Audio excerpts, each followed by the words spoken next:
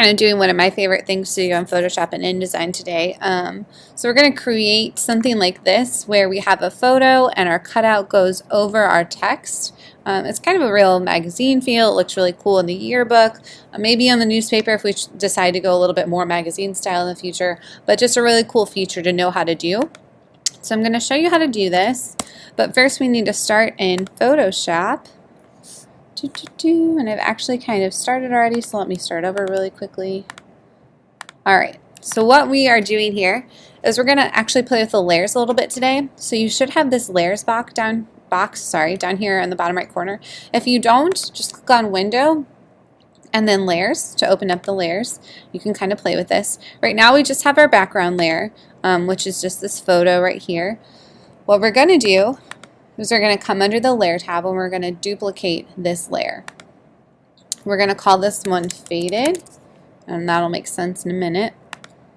So now we have two layers. The first layer is our background layer, and the second layer is this faded layer. If we turn off both those layers, then we have nothing on our picture.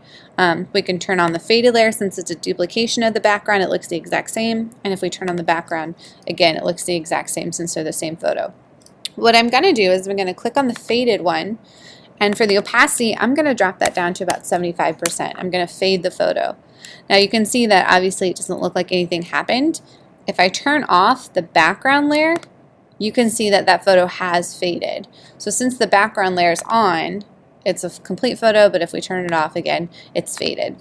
So I'm going to click on the background layer again, and I'm going to make another duplicate layer. And this one I'm going to call Cutout.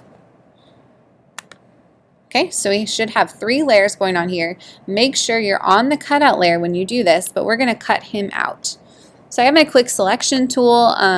Again, if you want to get specific, you can use the polygonal lasso. This quick selection tool should work pretty well for this. I'm going to make sure I have the add to selection, or new selection, we'll do that.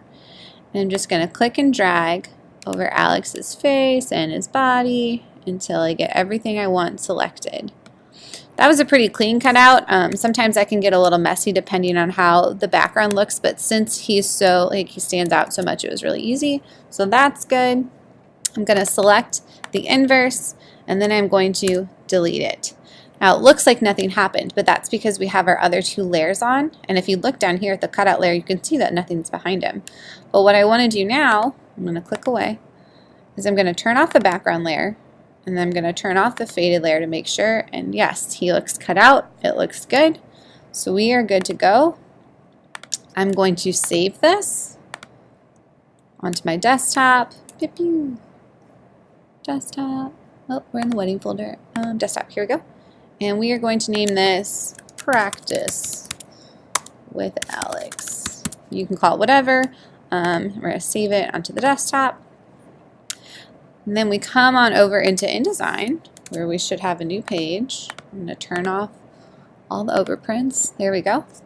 And we are going to paste, or Command D, sorry, place that photo of Alex, Practice with Alex. It's a PSD now. And I'm just going to drag him, say into a column. Should be good. Bam. All right. So we zoom in. We have our original photo, which is good. I'm going to come up to Object, Object Layer Options. And this is where InDesign and Photoshop get really cool because they play well together. I'm going to turn off the cutout, and I'm going to turn off the background. And that should leave me with the faded image. Yep, perfect. So it's faded a little bit. And now I'm going to put my headline in. So I'm going to draw a headline. And let's see, just married, question mark. I know, creative, right?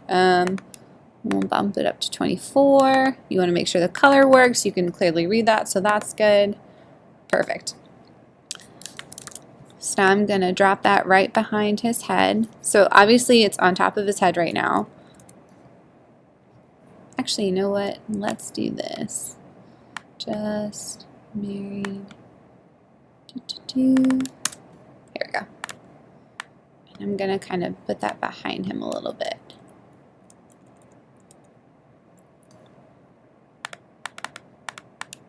And make it a little smaller. Sorry, this is taking forever. Bam. Okay. I'd play with it a little more if we were going to get too specific, but that's good for now. So now I'm going to click on the photo again. Make sure you have the photo selected, not the text box. I am going to copy it, Command C, and instead of just pasting, I'm going to paste it in place. So it's going to go on top. I'm going to go back up to Object Layer Options, and this time instead of faded, you can turn off the preview because it takes longer, I'm going to click Cutout. And so now just the cutout should show up on top of that image. Bam! Just like that. And so now, since my text box is here, I can kind of move it around where I want it. I can make the words bigger, yada, yada, yada. We can move it to where we had it originally. But, yeah, whatever you kind of want to do. Let's see, I think I liked it better behind his head. Cool. Anyways, just a cool little tool to use when you're designing. It's kind of fun to look at. Let's turn on the overprint preview, and we'll make the screen mode normal so that you can see what it looks like. Yeah, kind of neat. All right, that is that.